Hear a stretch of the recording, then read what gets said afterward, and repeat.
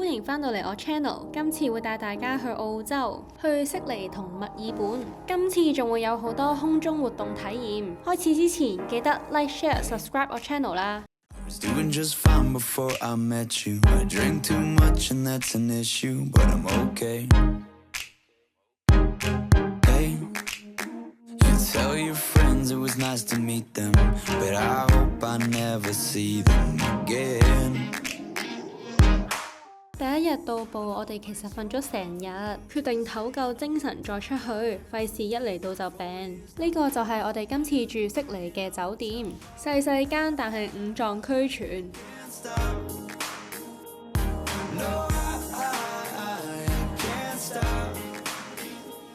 第二日我哋一大朝早去咗 Bondi Beach， 跟住就去咗佢隔離嗰個 swimming club。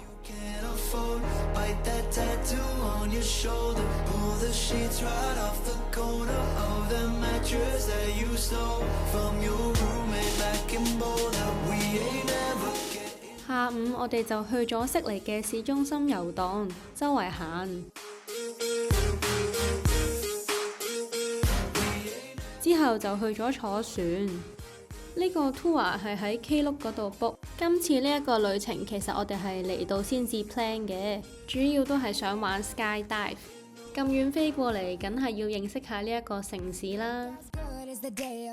導遊會同你介紹唔同嘅地標。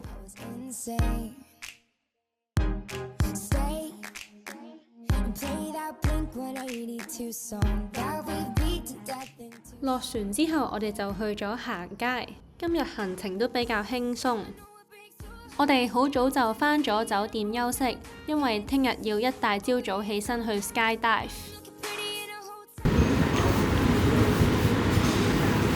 跟住我哋過咗嚟隔離呢間度食嘢。我想講依家先係朝頭早6:40咯，但係已經係有人咯，見到。我哋快手食咗個早餐就出發去 skydive 咯。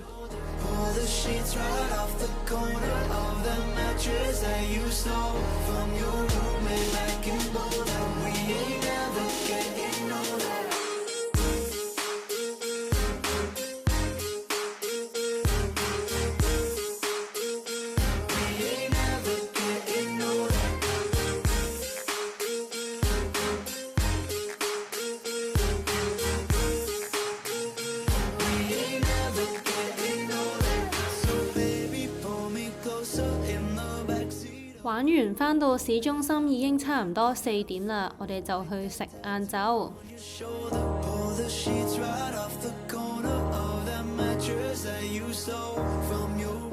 之後都係喺市中心度遊蕩。玩完 skydive 之後，真係覺得好唔真實，唔敢相信自己真係跳飛機。終於喺我30歲之前完成咗人生其中一個 bucket list。跳之前其實都幾緊張幾興奮，亦都好擔心自己會有咩意外。感恩我好順利咁完成咗今次嘅 skydive。行到咁上下，我哋就去咗食 early dinner 啦。之後就返咗去酒店做 gym。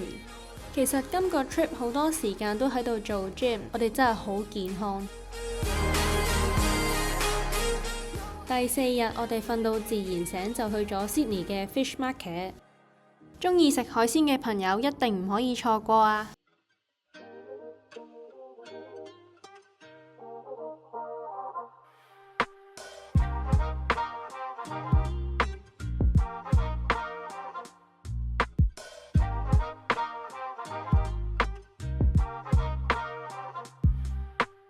跟住我哋就去咗打網球。之後就返咗市中心食 lunch。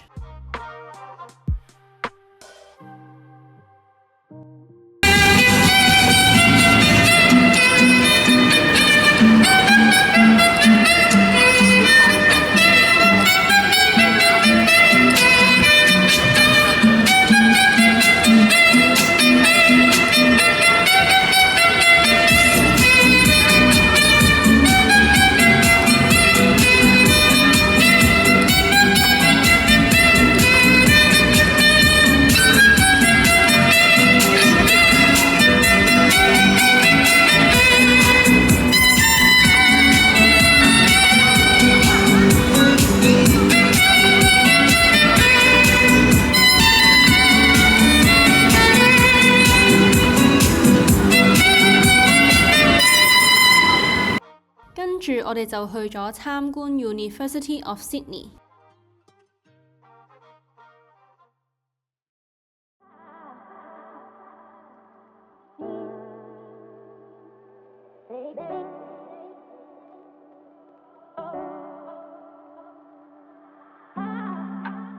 第5日，我哋就返去 Bondi Beach 嗰邊食咗一個 brunch， 因為呢一間餐廳好出名，所以我哋決定試下。食飽之後，我哋就沿路行返去酒店嗰邊。我哋酒店後面其實都有一個 Westview， 跟住我哋就去咗行街啦。之後我哋搭車去咗悉尼市中心嘅動物園，大概喺度逗留咗個半鐘。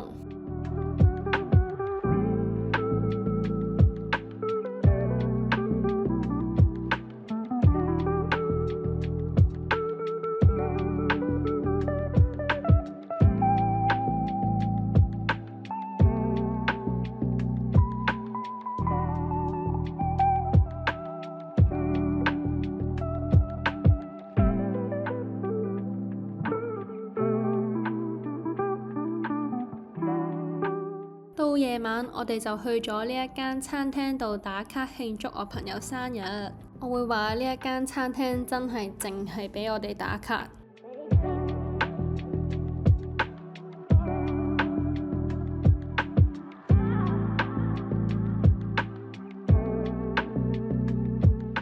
第6日，我哋決定出海睇鯨魚，其實都真係幾難捕捉到佢哋，不過我哋已經算係幸運嘅一群。今次仲見到野生海豚。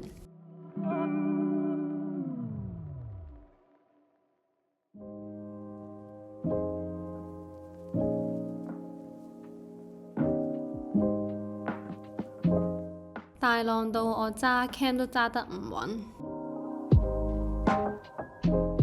喺我哋差唔多睇完嗰陣，個天色就開始有變化咯，準備落雨咯。跟住我哋就揾咗呢一間餐廳做我哋嘅 brunch， 一去到已經見到好多人喺度等緊位排隊。好彩我哋都唔係等咗好耐，俾大家睇下個 menu 先。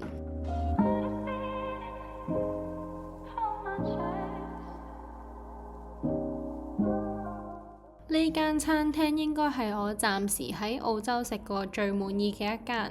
特別係佢個軟殼蟹泡飯。食飽之後，我哋就返咗酒店做 gym。等雨勢冇咁大，我哋就返咗去碼頭嗰邊打卡。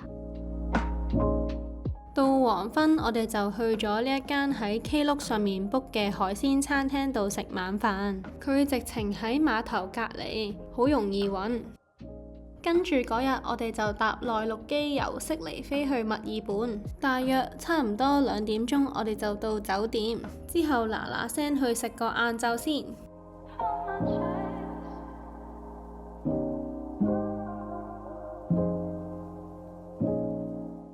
呢間就係我哋喺 Melbourne 住嘅 apartment， 佢位於市中心，超級方便。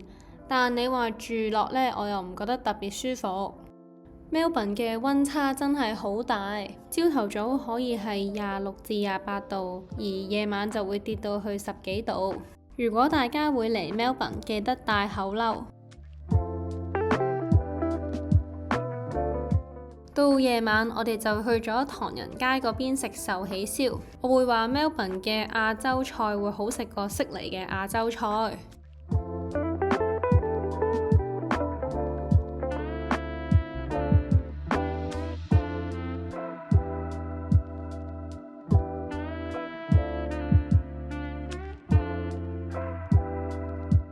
食飽之後，我哋就行返酒店休息。跟住嗰日，我哋就喺 Melbourne 嘅 City Centre 度遊蕩。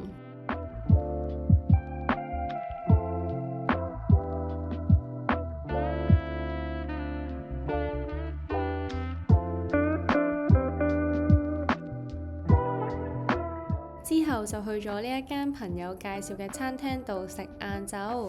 我真係覺得澳洲食嘢好貴咯，是但叫個麵最起碼都要120蚊港紙。個人認為 Melbourne 市中心嘅景點都好近，大家都可以步行去到唔同嘅景點。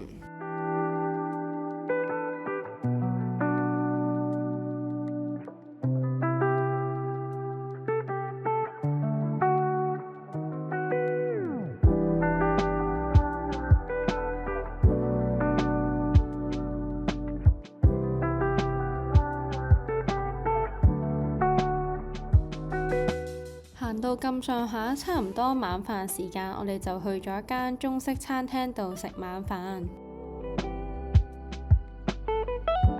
第9日，我哋裝咗個 day tour 去睇企鵝歸巢同埋坐蒸汽火車。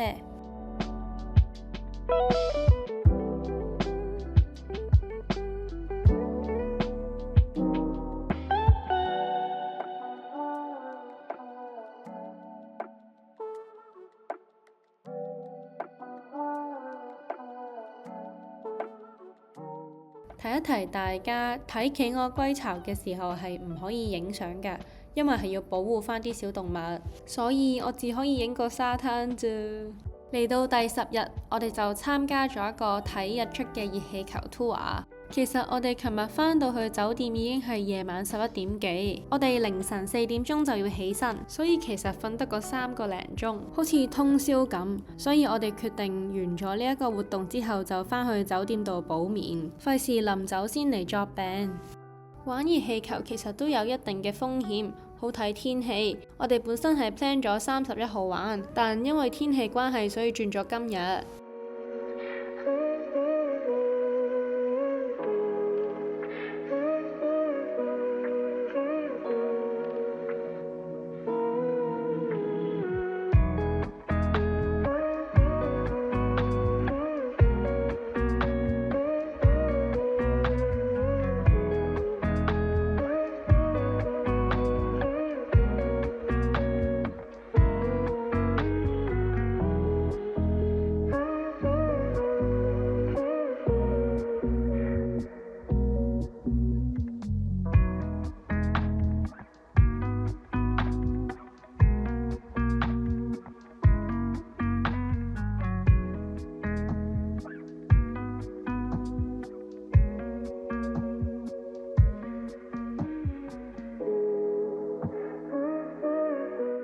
完咗之後，我哋就搭車返去一開始集合嘅酒店度食早餐。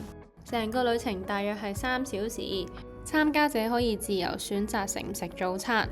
如果你選擇參加佢哋嘅早餐環節，就要額外付費。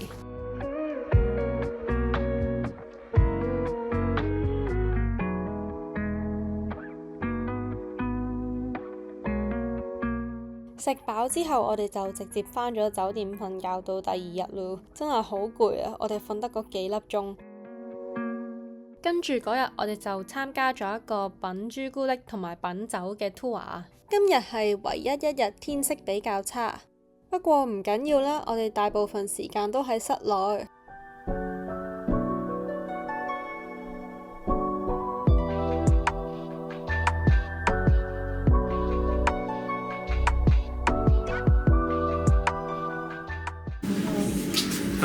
We specialise in Northern Italian style wines. Why? Good question. Glad you asked it. The terroir, or the temperature that we have in the Yarra Valley, is very similar to north of Venice and north of, or around near Piedemonte, which is where Nebbiolo is grown, so in the west. So east to west, there's 0.1 of a degree difference on the east, 0.5 of a degree difference in the west.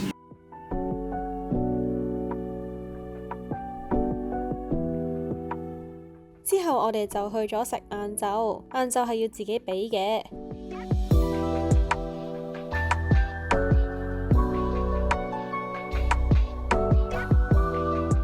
晏晝我哋仲去咗朱古力廠試唔同嘅朱古力，仲買咗啲返香港做手信添。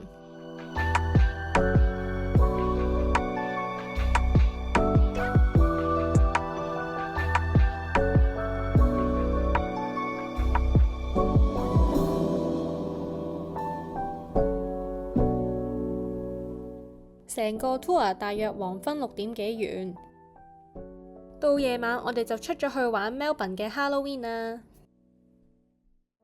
嚟到尾二呢一日，我哋去咗 cafe 度食 brunch。原本我哋係計劃咗去動物園，但因為交通嘅關係，我哋最後改咗去市中心嘅 Monopoly Cafe。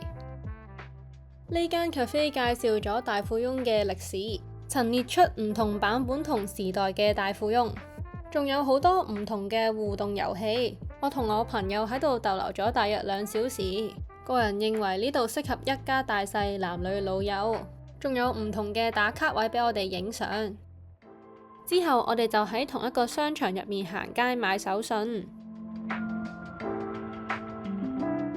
去到夜晚，我哋就豪食咗一餐海膽飯。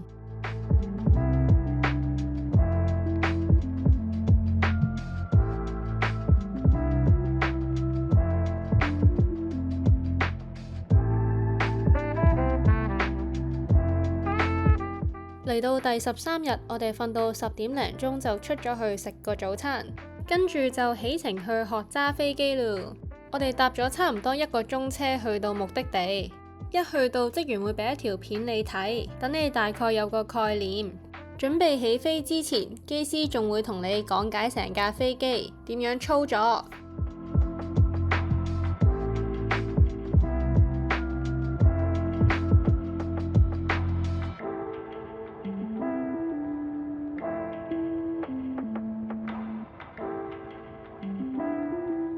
完咗之後，我哋就再搭車去浸溫泉。學揸飛機同浸溫泉嘅地方距離大約40分鐘車程。我哋入去是但食咗個晏晝。今次浸溫泉，我哋仲特登參加咗個冰火溫泉體驗，挑戰自己嘅舒適圈。呢個體驗係要有專人指導，亦都要提早預約。大家有興趣都不妨試下。去到夜晚，我哋就返咗去 Melbourne 嘅 Chinatown 度食日本嘢，